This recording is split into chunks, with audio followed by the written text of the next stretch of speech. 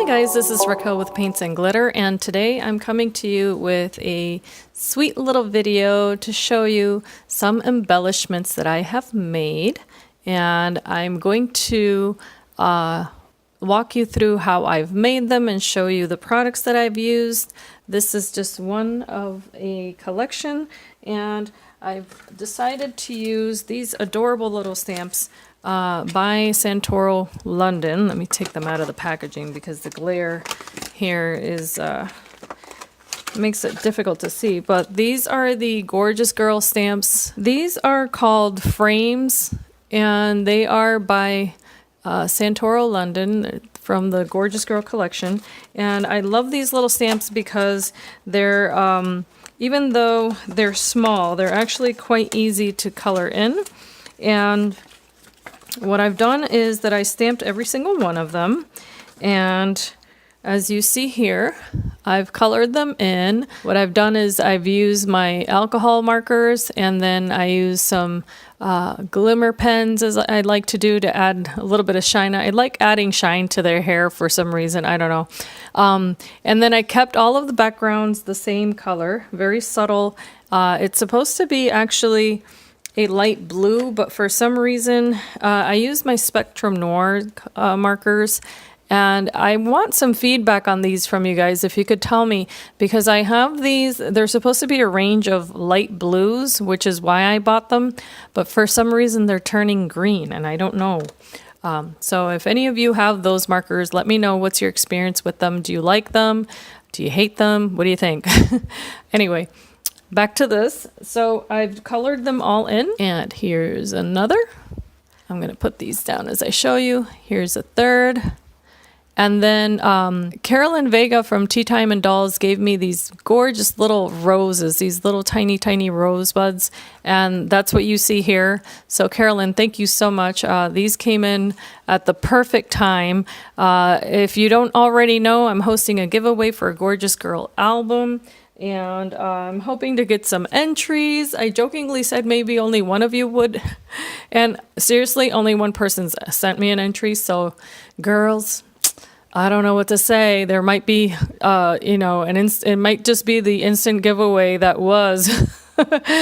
But in any case, I realize people are busy. But Carolyn sent in the little rosebuds, and I decided to go ahead and use them in some of these. On this one in particular, I actually added sequins, mulberry roses from Prima, or little flowers, I should say, and little pearls. And what I've done is that I've tried to capture each one's essence, if you will. So this one here, it's called Bluebird's Proposal. So she actually, in the larger stamp, if you've seen any of my other videos, she has a little blue bird, but I added a little pink one. And this is from another die set that I have. And then I colored in the little bird to give it some glimmer and shine. And I added these miniature bows to some. So they're each unique, as you can see. Here I made a little pink bow with an enamel heart and a little ribbon. And she's got a little heart in her hair. So I thought that was fitting. And this one here I love because I added the little flower here is actually in very light orange, and I glimmered the actual petals. I added an antique button there that is orange, and I colored her in. For some reason, I think I've colored her before, and I keep making her a redhead, and I don't know why, but I think it's because of the flowers that she has in her hair. I don't know. But I added some eyelash trim there in blue. Very light blue, and then these little leaves. There's that one, and there's this little girl. She's so darling. And here I've added a vellum bow that I actually sprayed in gold, and it's hard to see, and I wish my lighting were better. The angle of my lighting is just not great. So I sprayed the vellum bow with Heidi Swap Gold shimmer spray, and then here again I added sequins and pearls to match. And then this is the last little girl. There's 9 total. And she's wearing a little pink dress, so I added an antique button, which is a little pink flower, a larger sequin in the shape of a flower, and then I added some embroidery floss there just to fluff that up, and some little pearls. And as you can see, they all have some shimmer and shine because I glittered them up. I've made those, and I'm looking for the dies. Here they are.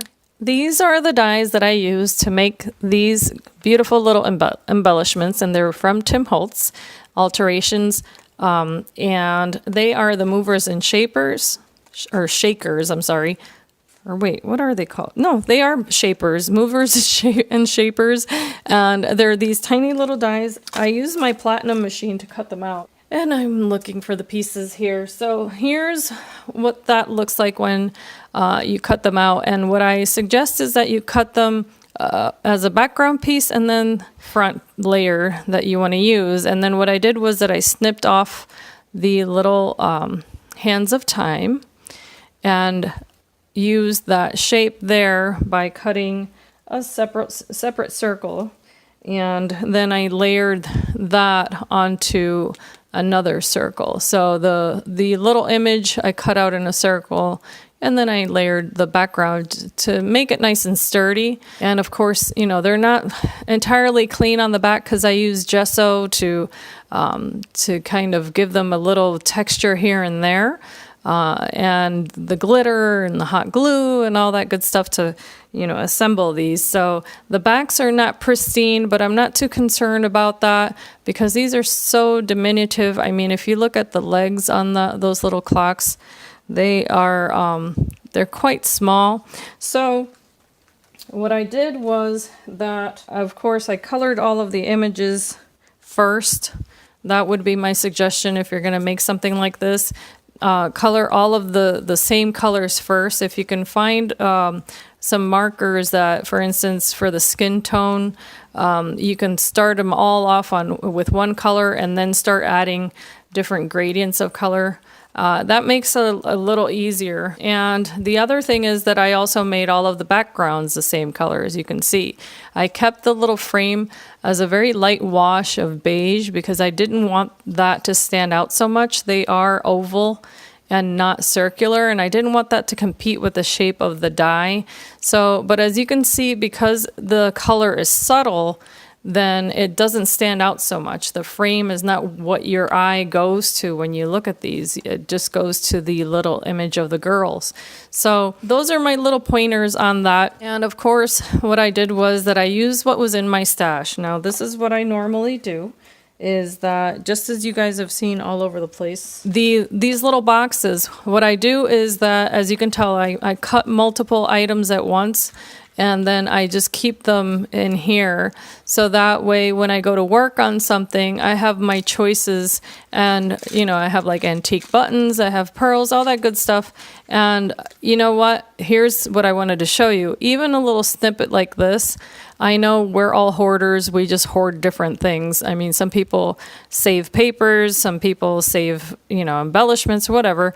What I do is little bits and pieces like this, I save. I try not to throw anything out. Number one, because I'm not filthy rich.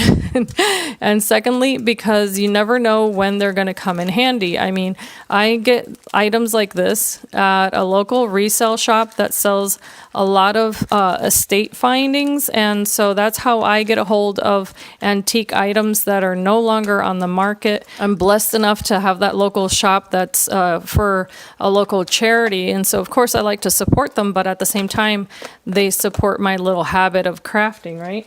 And I get those items that are quite unique in my opinion, and they're not mass produced. So sometimes I can have little items that don't match entirely, but that's what I like about crafting, is that not everything has to be, you know, matchy-matchy and the same. I like the uniqueness that brings to my craft. But what I try to do is to incorporate pieces that are just, you know, laying around. And I like to, oh, the other thing I was going to say, I'm sorry. Squirrel. I like to incorporate, of course, everything that's given to me. I don't throw that out either, guys. So what I like to do is I like to die cut pieces, and then say if I found one little heart there that worked for me, then I'll cut that piece out and use it in my project and then save the rest. And so I have this Mod Podge of ephemera, and this is how I like to store my ephemera. I like to surprise myself, I guess. If things are a little too organized for me, the way my brain works is that I lose inspiration. So if I find something that I didn't expect to see, it kind of helps me. So I don't know if you're like me in that sense, where I like to be clean and neat, but as far as organizing everything alphabetically, that doesn't work for me. So anyway, that's just another little pointer. What I wanted to show you also is, because of those little surprises, I came up with this. And so this is what I mean by not everything being matchy-matchy. Here, what I did was that I used here, which some of you may have, it came in a collection, I think either 3 or 4 dies. And oh my gosh, I want to say, I don't know if these are by Waffle Flower. I want to say these are Waffle Flower dies. Correct me if I'm wrong, but what I did was I used that doily die, and I love that die. I think it's so pretty. And then I cut that out, and since it was the same size as the diameter of that little clock, it worked out perfectly. And then in the middle, I used this little shape, which is a pinwheel, and I cut that out of vellum. Now, I already had the pinwheel made with the little star. I just take the dies and I cut out multiples. I, have them again in the little embellishment bins. And then that way, when I go to assemble something like this, it's already done. So here, what I added was a little bit of tulle, because I'm crazy about tulle right now. And then the background there that you see that little twinkle? That's what I like to add to my projects. I wanted to have a little bit of unexpected shine here and there. So what I did was I used washi tape and added that to the background paper. So that's pink paper. The washi tape is pink, and it has gold polka dots on it. So there's that, entirely different from the other ones, but it is subtle and it's soft in color because I use the same papers. And I think, wait, did it go there? Yes, it did. Okay, anyway, these are some other ones that I made because I did show you 2 different dies. This is one I made with the little camera, and here I added a little button that's got glitter inside of it. I added glossy accents and filled that up with some more glitter, and then used silver paper in the background inside of a bow bunny frame, and then another little rose, some sequins, and this little leaf here that is from a wedding section or something like that. And here's another one that I made with a flower die that I love because it's got all these little tiny dots on the perimeter of it. And then here I added some little star-shaped sequins, and then some tulle, a little gem, this pearl center, and then again, from one of those dies that cuts out multiples, I had added some enamel onto the little hearts, and I was able to make that.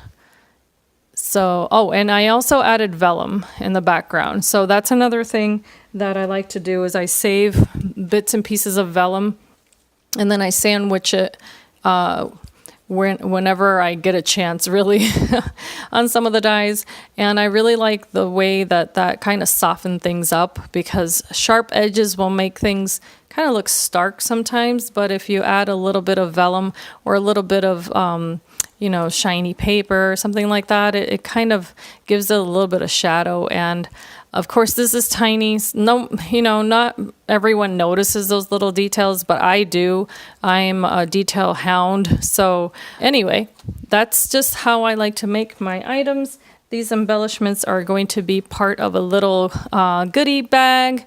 So I hope that you are inspired and that you can be blessed. And if you have any questions, feel free to let me know. I can make a tutorial of these if you're interested. I don't know. I kind of think they're self-explanatory, but if you're interested, let me know. But I hope you have a wonderful day. Thank you for watching, and thank you to my subscribers. And for those of you who are leaving sweet comments on my videos, I truly appreciate it. And I hope that you come back and watch some more. Take care. Bye-bye.